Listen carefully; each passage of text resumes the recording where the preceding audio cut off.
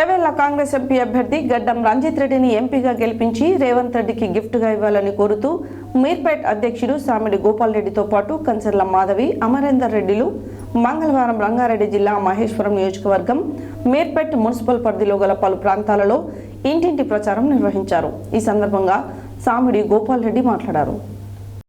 Chevella Congress MP అభ్యర్థి గడ్డం రంజిత్ రెడ్డిని ఎంపీగా గెలిపించి రేవంత్ రెడ్డికి గిఫ్ట్గా ఇవ్వాలని కోరుతూ మీర్పేట అధ్యక్షుడు సామిడి గోపాల్ రెడ్డితో పాటు కంచర్ల మాధవి అమరేందర్ రెడ్డిలు మంగళవారం రంగారెడ్డి జిల్లా మహేశ్వరం నియోజకవర్గం మీర్పేట మున్సిపల్ పరిధిలో గల పలు ప్రాంతాలలో ఇంటింటి ప్రచారం నిర్వహించారు.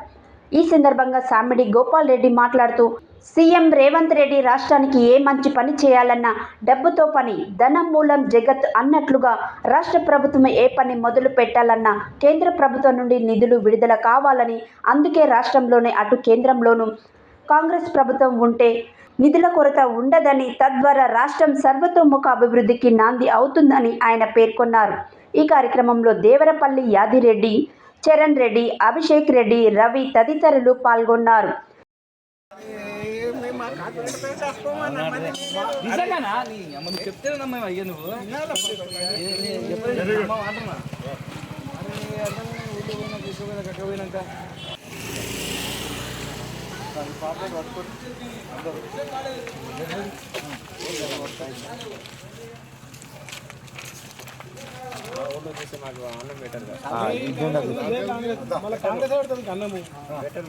మా ఊళ్ళో బెటర్.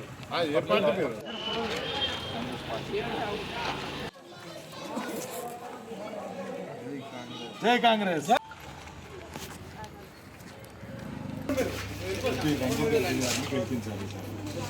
సెంట్రల్ గవర్నమెంట్ కూడా స్టేట్ గవర్నమెంట్ కాంగ్రెస్ అయినప్పుడు సెంట్రల్ గవర్నమెంట్ కాంగ్రెస్ అయితే ఏవైతే మన పనులు చేయాలి.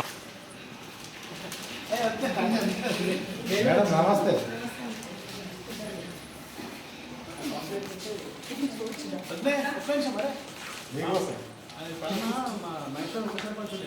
ఎంపీ గారు రంజిత్ రెడ్డి వారి గెలుపు కోసం మేము సైతం కాంగ్రెస్ పార్టీ నుంచి వచ్చినాం. దయచేసి ఎంపీ గారిని మళ్ళీ పార్లమెంటుకు పంపించాల్సిన బాధ్యత మనందరి పైన ఉంటుంది.